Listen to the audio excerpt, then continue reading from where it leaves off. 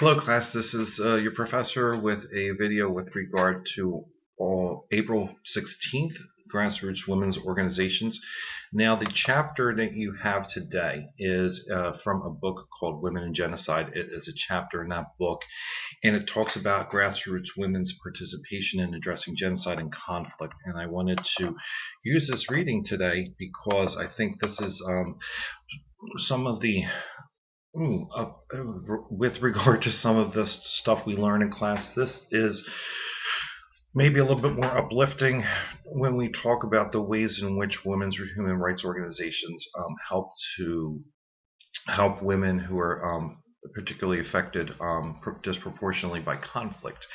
And not just that, but it talks about grassroots women's efforts with peace building projects in their countries. So this chapter talks specifically about the work of an organization called MADRE, which is an international women's human rights organization.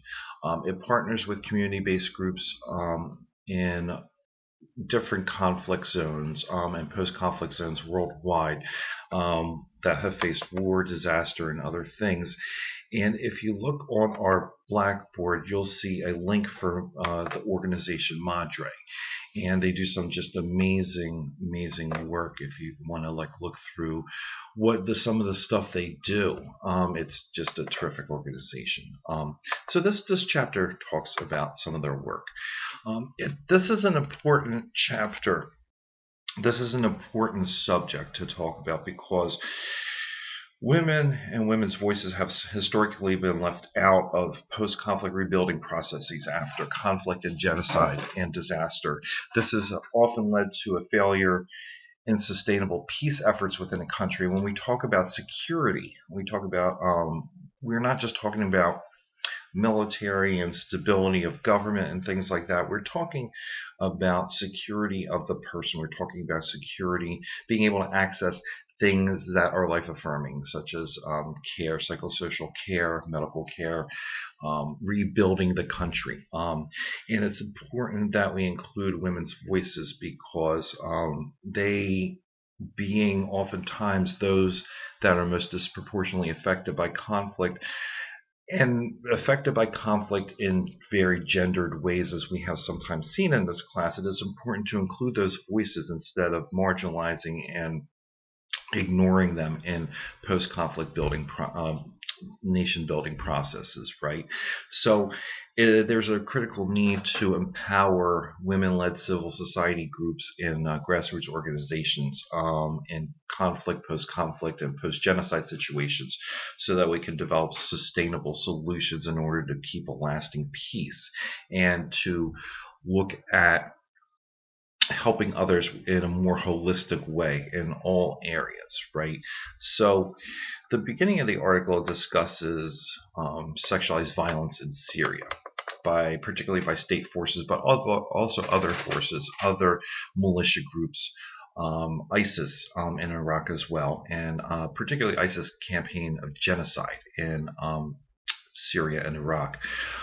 But so it is important. Madre has partnered with other groups in Syria and Iraq, seeing the need to strengthen women's grassroots human rights groups right on the ground in these areas, because these are some of the most important groups in addressing the human impacts of conflict, and they have the knowledge of the most pressing and important needs usually within societies, right?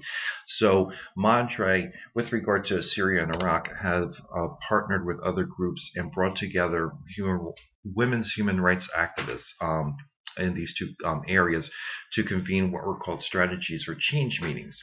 And in these meetings, one thing that became abundantly clear are some of the root causes of gender-based violence and human rights abuses in Syria and Iraq, and some of the strategies to respond to them, right?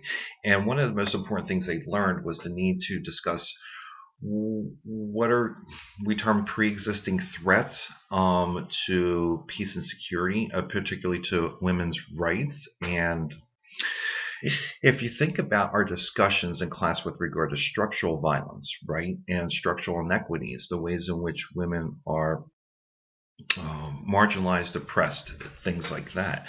One thing that became particularly clear is that for Iraqi women that were fleeing violence, they were unable to replace legal identification. The reason being is they had to have a male family member to vouch for who they were, for their identity, right? So this has dire consequences for those of refugees and internally displaced people, because it places limitations on their freedom of movement, their ability to find housing and employment wherever they're fleeing, enrolling their children in school, obtaining healthcare services, and things of the like. Right? In Syria, there is another law, the nationality law, which prevents women from passing down their nationality to their children. Right?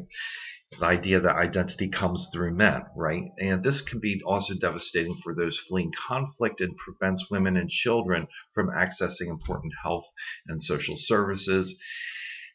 Another thing that this exposes women to is, and children, is becoming stateless, right? If you cannot identify who you are, your nationality, you may become stateless, and sometimes you can be caught up in trafficking networks, right? Another thing that was super important that came about in these strategies of change conferences was that in ISIS-controlled areas, access to health care, particularly reproductive services, abortion care, etc., was basically non-existent due to restrictions on male doctors treating women, due to their very radical interpretation of Sharia law, and on restrictions on female physicians, right? So there has been a non-existence of psychosocial support, particularly for survivors of sexualized violence, and also medical care.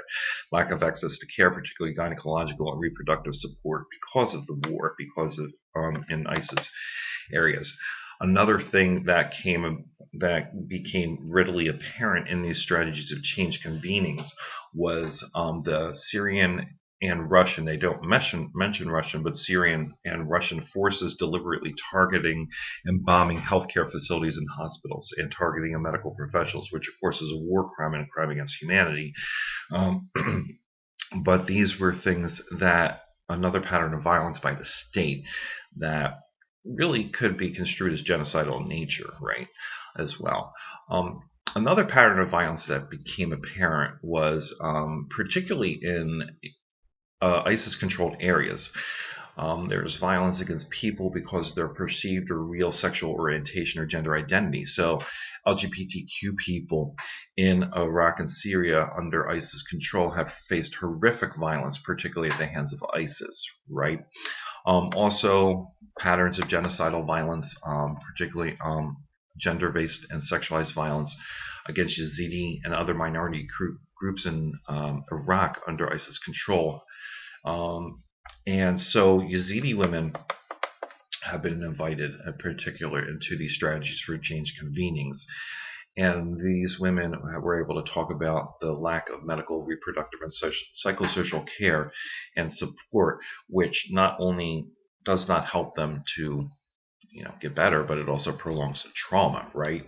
So some of the main takeaways from these convenings were problems with the continuing suffering of sexualized violence and gender-based violence once conflict ends, because of pervasive gender norms and legal and social discrimination against women in Iraq and Syria. Some of these pre-existing conditions we talk about, if you will. The article next, or the chapter next, talks about Guatemala and the Colombian Civil War. In Guatemala, including the Maya genocide, there was a long period of violence in which sexualized violence was a regular feature. In the Colombian Civil War as well, particularly indigenous and Afro-Colombian women bore the brunt of much of the violence by state forces and rebel groups such as the FARC, and including sexualized violence. They bore the brunt of that as well. So this chapter, talking about Guatemala and Colombia, talks much about the remaining problem of widespread impunity for perpetrators of sexualized violence in both contexts, even though there were some attempts at bringing perpetrators to justice. In fact, one of the former presidents was brought to trial for genocide, but then that conviction for genocide was shortly thereafter overturned. He was brought to trial again later after the publishing of this article. But anyway, so despite some attempts at bringing perpetrators to justice, there still was this widespread problem of impunity. So Madre partnered with civil society groups and grassroots women groups in Colombia and Guatemala, brought them all together to talk about best practices, challenges they encountered in their work for transitional justice, and developing local programs for survivors of conflict. And one thing that became very apparent in these meetings was the ways in which both the Guatemalan and Colombian governments and their transitional justice work failed to specifically address gender-specific crimes during a conflict, and how their voices, particularly with indigenous Guatemalan and Afro-Colombian women, how their voices were excluded from transitional justice processes, and how this affected how conflict affected them in their communities and impacted their communities as well, which was which is unfortunate, right, to say the least. So these women noted the importance of allowing women to access justice mechanisms, right? And so next, Davis and Atlas in this article talk about discuss historical memory initiatives, some ways in which we can record the impact of conflict and genocide on women, particularly women whose experiences are usually marginalized or ignored, right, through preservation of art or creation of art installations, oral histories, memoirs, monuments, murals, such as that. These processes have been crucial for women and communities.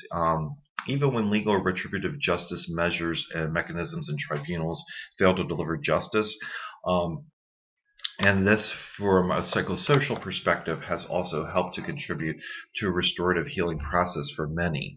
So you'll read this article, and as you read this article, I want you to think of this one quote in the conclusion that I believe is crucial. The quote is on page 304 and 305. It says that history teaches that the process of healing from the legacy of conflict and genocide, building peace, and strengthening institutions and processes that slowly turn the wheels of justice is quite simply unsustainable and nearly impossible without consolidating and ensuring the meaningful participation of women. So this is basically the thrust of the article, right?